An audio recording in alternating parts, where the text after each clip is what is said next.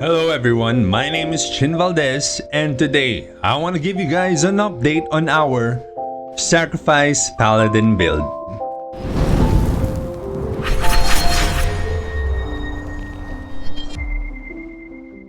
So one of the biggest changes we've actually made so far is acquiring the new wishing costume. So we were able to get the headwear and the backwear. So now we're using the ethereal dream. I was actually just burning my tickets just so that we could have enough redemption tickets. So I was going to redeem the sunny egg pot. See, we actually already have 130 out of 150 redemption coins. But we were able to get the ethereal dream to drop, so I might as well go for that instead and save my redemption coins for something else in the future maybe. But still, I believe that the Space Kitty is still best in slot for Sacrifice Paladins. It will give you max HP plus 3%, physical damage plus 2%, as well as all stats plus 1. Other options are also the Fan of the Red Leaf, which gives you Vitality plus 6. And as I mentioned, I actually really wanted the Sunny Egg Pot, which gives you physical and magic damage reduction plus 4%, attack speed plus 3%, and movement speed plus 3%, as well as all stats plus 1. For the headwear, we actually also got the Black Gat to drop. Now, it does not give us any HP percent. We were previously using the Red Leaf, which gave me 5% max HP. But I found that this 3% physical damage was giving me just more or less the same amount of DPS as the 5% max HP that we were getting from the Red Leaf. Now, I was too lazy to actually do the math on this, but I just tried it out on the training dummy and then saw that I was getting more or less the same DPS, if not more DPS from the Black Gat. Except this one will also give me more healing taken plus 5%, as well as damage reduction versus demi-human by 5%. So this will help me out a lot in PvP. And if you've seen our recent videos, you also see that we've been surviving Asura strikes now in PvP, whether in War of Emperium or in the 3v3 arena. We've just been able to survive Asura strikes recently. That's mostly because of the cumulative defensive stats that we have. I think I'd be benefiting more from the Black Gat compared to running the Red Leaf, I think, in my opinion at least. So that's what we mostly have for equipment right now. Everything else is pretty much still the same. If you guys haven't seen our previous guides, be sure to check them out. For stats now, when I do grind, I now run 99 Vitality. I still go for my 75 Vitality build in PvP just because I still need that extra amount of crit, because a lot of enemies actually do still have a lot of critical resist.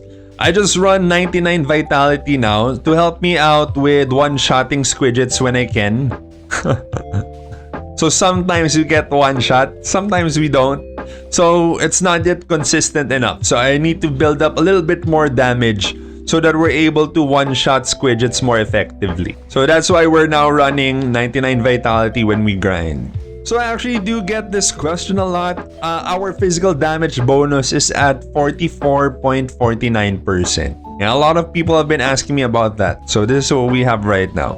So for sigils right now, since we're just grinding, we're using Weakness Gaze. This helps us out a lot when we're grinding. It increases our crit rate and attack speed by 30% and gradually decreases as we hit our enemies. In our case, it's the squidgets. Still running Unyielding just to help us with survivability just in case. Which shouldn't be a problem since the squidgets don't really hurt us as much anymore. And so he is keeping us alive. And I'm running the two variants of Megaton Bash. So we're running Megaton Bash and Overpower, which was previously Fierce Bash, I think. So Megaton Bash and Fierce Bash increases damage dealt when you hit more than 70% of the target's max HP. So we are trying to one-hit the squidgets now.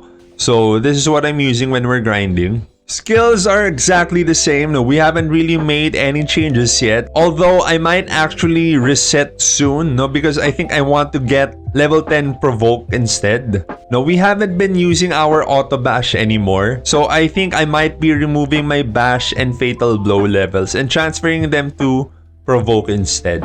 For feathers, pets, medals, and everything else under the sun, they're mostly all the same. No, we haven't really changed too much. No, we're just still trying to shoot for as much max HP as we can to increase our damage, to increase our survivability. So we haven't really changed too much from our build. But hey, no, this is just an update to our current build. So it's actually still the same build, but we're just trying to build it up.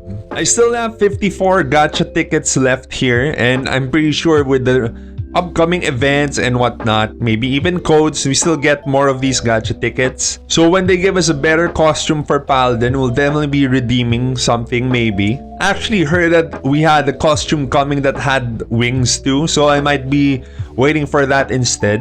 I still haven't gotten any level 95 accessories, so I'm still running 1 golden foot ring and 1 critical ring, just because these are what I have. But since I actually decided to go and try to plus 15 my shield first, my progress with refining the rest of the equipment has been hampered. No, so what my plan is to go for plus 15 shield first, and then I plan to go plus 12 everything else. The plus 12 in the armor, cloak, shoes, and accessories. And then finally, try to run plus 15 accessories after everything else is at plus 12. So we need the plus 15 accessories because of the Dark Knight belt effect.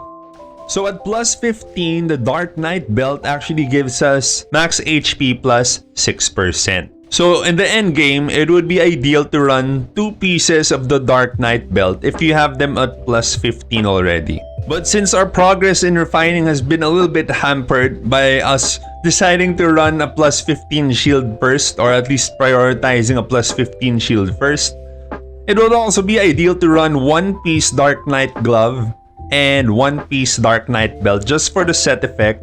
Set effect gives you a 30% chance to have damage reduction plus 5%, healing taken plus 15% for 15 seconds when you take damage, and also has a cooldown of 15 seconds. So you can actually have this activated almost 100% uptime if you're lucky. But with the amount of hits you take during War of Emperium or Guild League, you pretty much have this activated all the time anyway. But the end game is still to be able to run 2 pieces of the Dark Knight belt when you have your accessories at plus 15. So this is my current progress on our statues. We still have Valkyrie Duel at 9. Wisdom is now at 10. So this gives us physical damage as well as physical and magic damage reduction. I leveled up my rune statue to level 4 just so we can go for the level 4 bonus, which gives us more physical and magic damage reduction.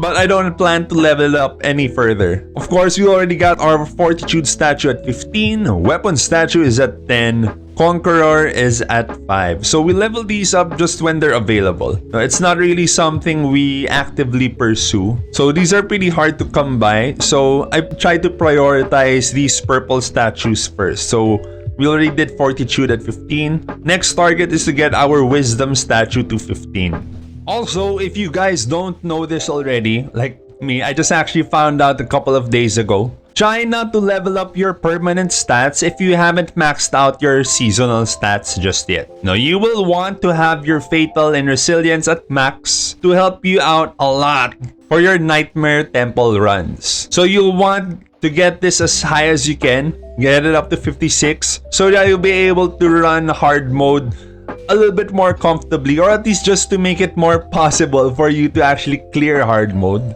So if needed, you'll have to reset your permanent and seasonal stats. So we're actually going to be doing this later before we do our runs with our friends. Make sure you take note of that. It's going to be a lot more beneficial than getting these permanent stats, I think. Why would you want to do that? So that you'll be able to get the better equipment faster. Now, you'll be able to get your gold equipment faster. If you still have blue equipment like us, we still have blue equipment, you'll be able to change those right away. So it's important to be able to do the higher levels of Nightmare Temple ASAP. So try to get your Fatal and Resilience to max right away. Getting the better tiered equipment will also give you a lot better stats than the PDEF, MDEF, max HP, and PvP damage reduction that you currently get from your permanent stats here.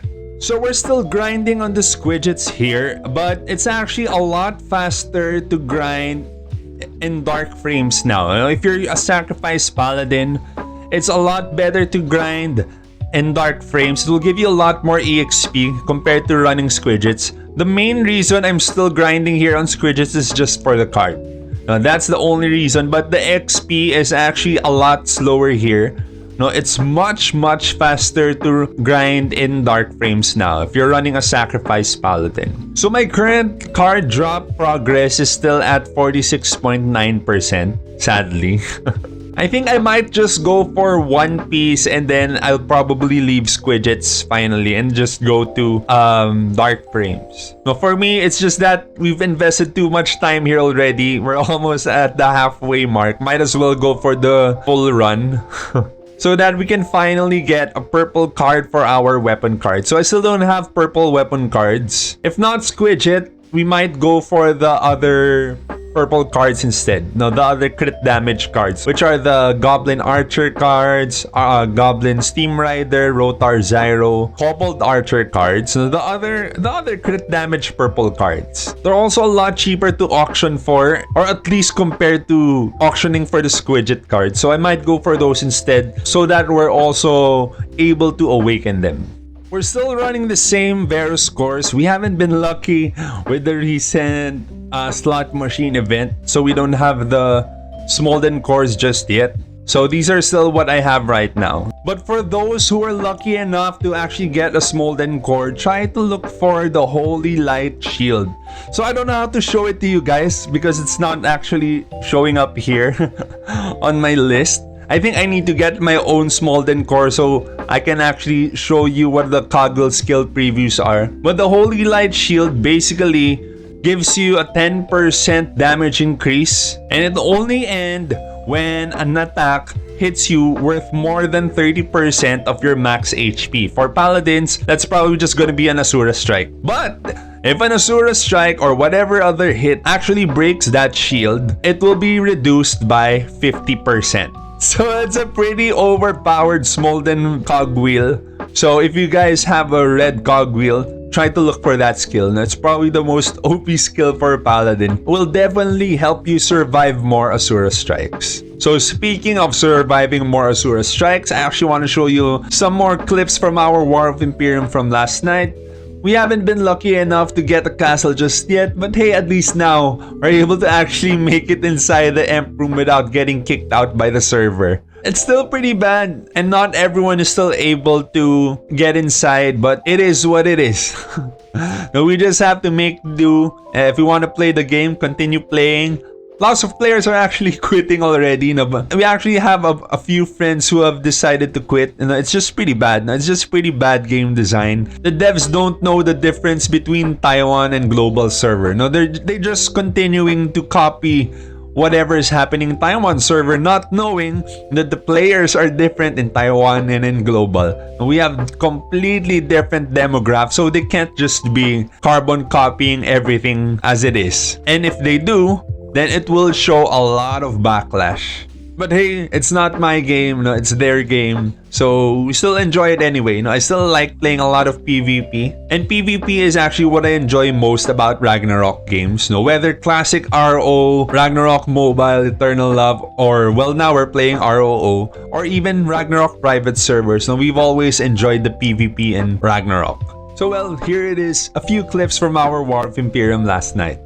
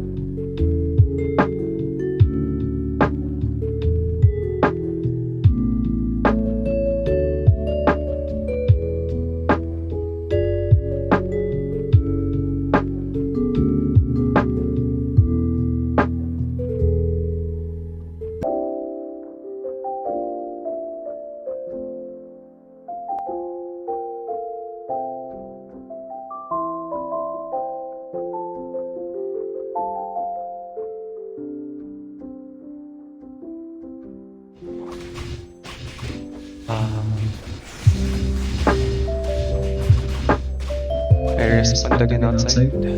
I got sandwiched by mana potion. The other.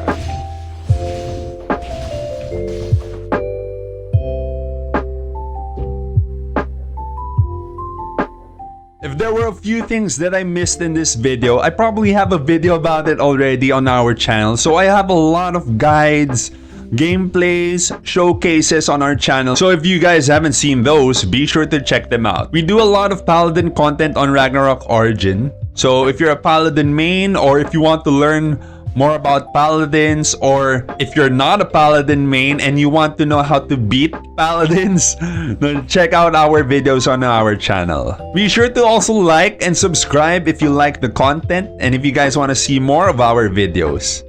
Hope to see you guys on the battlefield.